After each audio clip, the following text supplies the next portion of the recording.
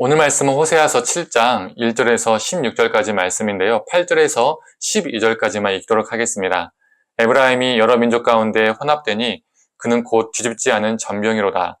이방인들이 그의 힘을 삼켰으나 알지 못하고 백발이 무성할지라도 알지 못하는도다. 이스라엘의 교만은 그 얼굴에 드러나나니 그들의 이 모든 일을 당하여도 그들의 하나님 여호와께 돌아오지 아니하며 구하지 아니하도다. 에브라임은 어리석은 비둘기같이 지혜가 없어서 애굽을 향하여 부르짖으며 아수르로 가는도다.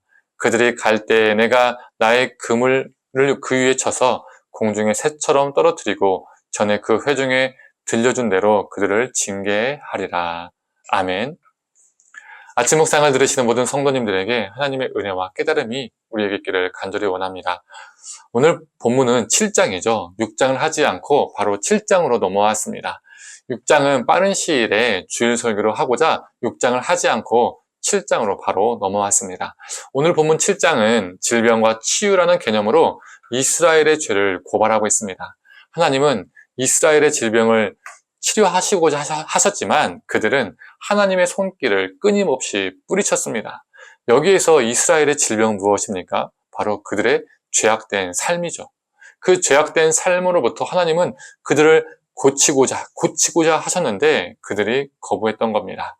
특히 1절에서 7절은 왕궁에서 지속적으로 일어나는 하나님을 향한 반역들을 고발합니다.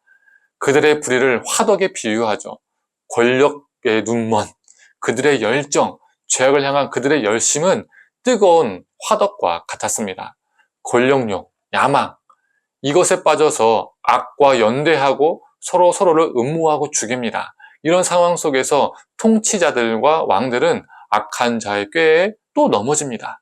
그럼에도 불구하고 이런 상황 속에서 하나님을 부르고 찾는 자가 없습니다.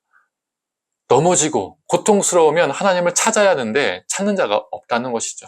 이게 이스라엘의 현실이었습니다. 의사가 당신 이러면 죽는다, 치료받아야 한다, 수술해야 한다, 치료받자 수술하자, 당신 살려면 술, 담배 끊어야 한다, 나쁜 습관 다 버려야 한다, 이렇게 말하고 있는데 환자가 그 의사의 말을 듣지 않는 것과 똑같습니다. 그리고 의사가 하지 말라는 것은 다 합니다. 계속합니다. 자신의 건강을 해하는 것만 골라서 다 하는 것이죠.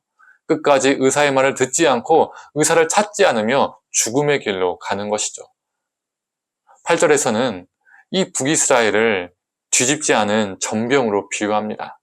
북이스라엘이 국제무역 교류를 합니다.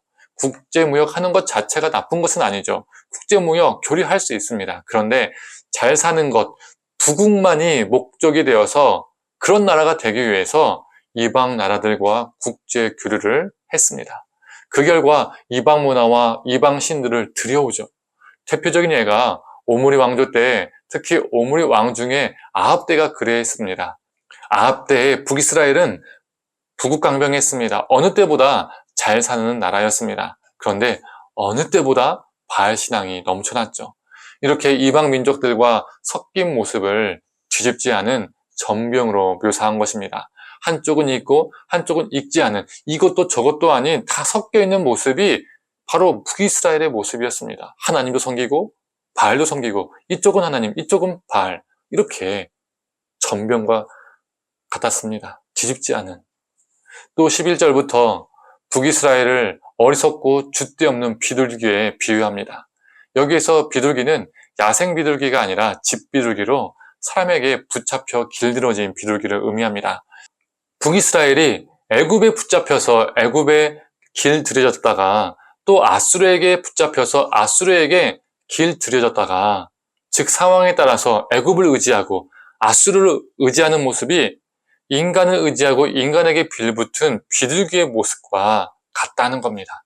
이러한 북이스라엘에게 하나님의 심판이 있다라고 말하고 있죠. 하나님은 그렇게 말씀하셨습니다. 심판 선언을 하셨죠. 그리고 14절을 보면 그들은 하나님께 부르짖으나 그 안에는 진실함이 없고 하나님께 기도를 드리면서도 하나님이 가증히 여기시는 이방 풍속을 따라 기도를 드렸습니다. 성도님들, 이 북이스라엘의 모습이 우리의 모습은 아닌지 돌아보았으면 좋겠습니다. 하나님께서 돌이키라고 수없이 말씀하시지만 이러면 죽는다라고 말씀하시지만 우리가 이스라엘처럼 그 하나님의 말씀을 외면하고 살고 있지는 않은지, 그리고 한쪽은 있고 한쪽은 읽지 않은 전병과 같지는 않은지, 하나님을 믿는다고 하면서도 다른 것도 믿고, 하나님을 의지한다고 하면서도 다른 것도 의지하고, 한쪽은 기독교 신앙, 한쪽은 샤머니즘, 이런 신앙은 아닌지, 또한 비둘기처럼 하나님이 아닌 다른 것에 길들여지고 그것을 의지하고 살고 있지는 않은지 돌아보았으면 좋겠습니다.